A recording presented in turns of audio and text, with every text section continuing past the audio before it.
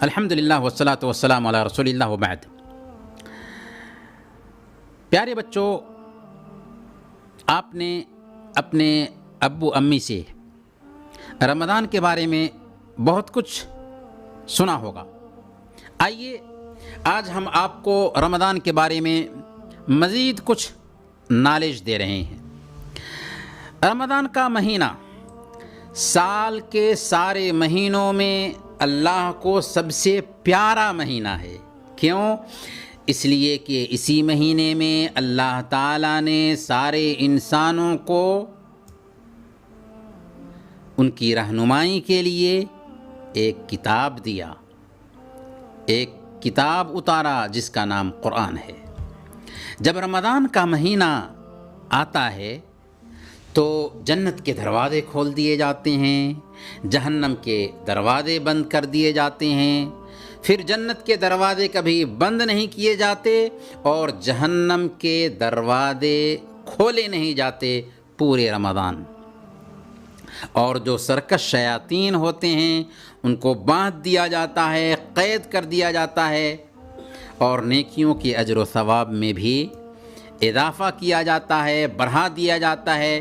اس کی ہر رات میں اللہ تعالیٰ انسانوں کو جہنم سے آزاد کرتا ہے، اور رمضان کی ہر رات اللہ کے فرشتے اعلان کرتے ہیں کہ اے بھلائی کے چاہنے والوں آگے بڑھو، اور اے برائیوں کے چاہنے والوں پیچھے ہٹو۔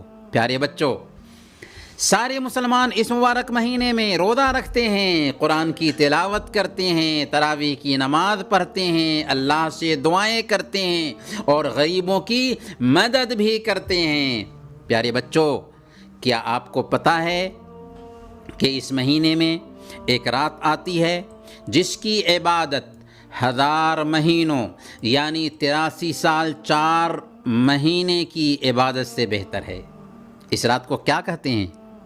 جی ہاں، اس رات کو لیلۃ القدر کہتے ہیں، شب قدر کہتے ہیں۔ اس رات کی اہمیت کو بیان کرتے ہوئے اللہ تعالیٰ نے باضابطہ ایک سورہ اتار دی۔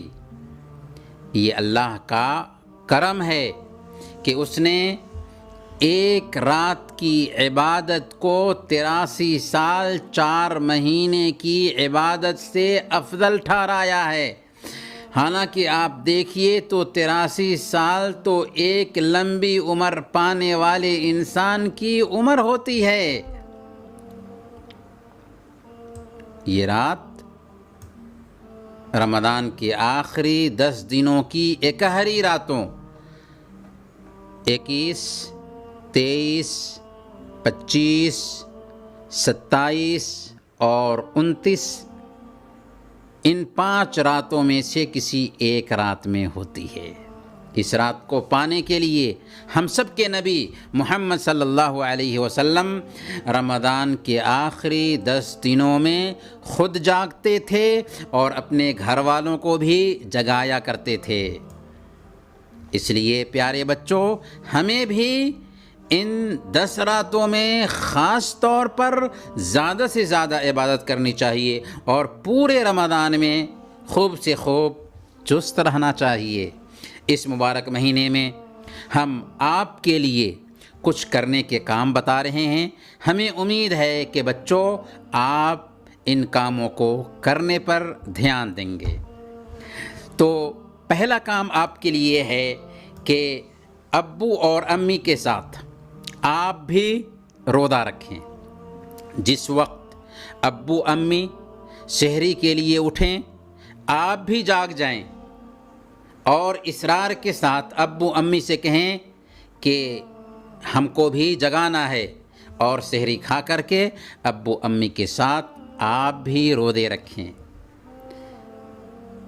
اگر آپ بالکل چھوٹے ہیں تو کچھ روزے رکھ سکتے ہیں، اگر آپ سیانے ہو چکے ہیں تو سارے روزے رکھنے کی کوشش کریں۔ اللہ تعالیٰ آپ کو اس کا اچھا سے اچھا بدلہ دے گا، اجر دے گا، ثواب دے گا۔ دوسرے نمبر پر رمضان میں افطار کرانے کا بہت ثواب ہے، اس لیے کبھی کبھی اپنے پاس دوسرے جو روزے دار ہیں ان کو افطار کرانے کا بھی اہتمام کیجیے۔ ہمارے پیارے نبی صلی اللہ علیہ وسلم نے روزے دار کو افطار کرانے کی بڑی اہمیت بیان کی ہے۔ آپ نے فرمایا کہ جس کسی نے روزے دار کو افطار کرایا اسے ایک روزے دار کا ثواب ملتا ہے، اور افطار کرنے والے کے ثواب میں کوئی کمی نہیں آتی۔ تیسرا کام آپ کے کرنے کا یہ ہے کہ آپ نے جتنا قرآن یاد کیا ہے اسے رمضان کے مہینے میں خوب پڑھیں اور بار بار دہرائیں۔